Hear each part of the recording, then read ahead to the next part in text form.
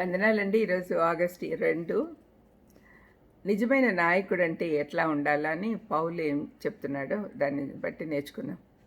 1 కొరింథీ 11:1 నేను క్రీస్తుని పోలి నడుచుకున్న ప్రకారం మీరును నన్ను పోలి నడుచుకొనుడి అని పౌలు వలె ప్రతి నాయకుడు చెప్పగలిగి ఉండాలి. మాదిరిగా ఉండాల్సిన నాయకుడు తాను సరైన మార్గంలో నడిస్తే ఆ మార్గంలోనే తనను వెంబడించే వారిని నడిపించగలడు.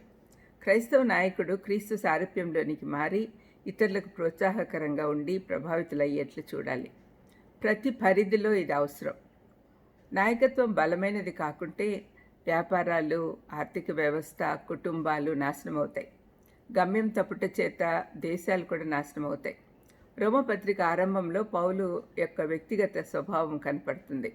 రోమ 1:6లో జనులు విశ్వాసమునకు విధేయులగినట్లు తాను తన పరిచర్య మొదలుపెట్టానని, తనకున్న ఆధిక్యతలను బట్టి తనకు దేవుడు అధికారం ఇచ్చినట్లు చెప్పాడు. దేవుని కృప వల్ల తనకు ప్రత్యేక అధికారం ఇచ్చి సంఘంను నడిపించే బాధ్యత ఇచ్చాడని కూడా చెప్పాడు.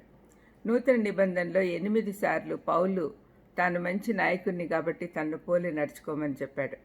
తన వ్యక్తిగత జీవితం మాదిరిగా ఉంచి తాను దేవుని కొరకు బహుగా ఫలించినందున తన నాయకత్వం బాగుంది అని చెప్పగలుగుతూ ఉన్నాడు.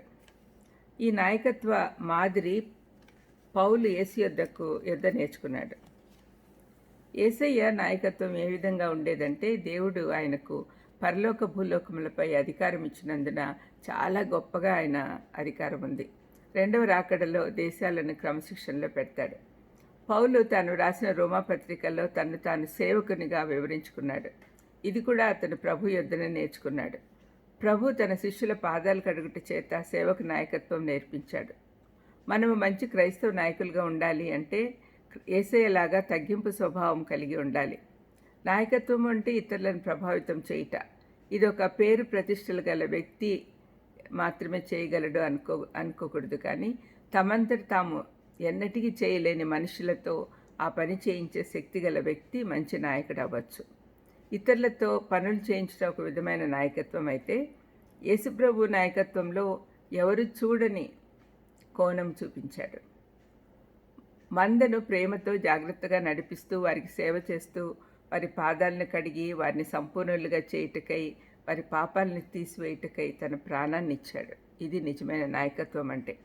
ఇటువంటి నాయకత్వానికి ప్రత్యేక శక్తి, అధికారం ఉన్నాయి. ఇటువంటి నాయకత్వం మన అందరిలో ఉండాలని ఆయన ఆశిస్తూ ఉన్నాడు.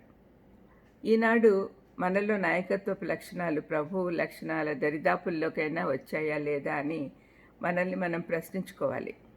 దేవుని ప్రేరేపిత నాయకత్వము ఏ విధంగా ఉండాలి అన్నది మనం ఆలోచిస్తే మనం కూడా పౌలును మాదిరిగా తీసుకోవాలి.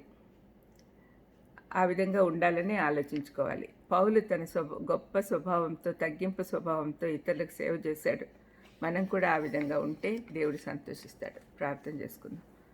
తండ్రి యేసునాయనా, మేము మంచి నాయకులుగా ఉండి ఇతరులను ప్రభావితం చేసి మీ రాజ్యంలోకి తీసుకొచ్చేదానికి మాకు సహాయం చేయమని యేసుక్రీస్తు నామమున వేడుకొంచున్నాను తండ్రి.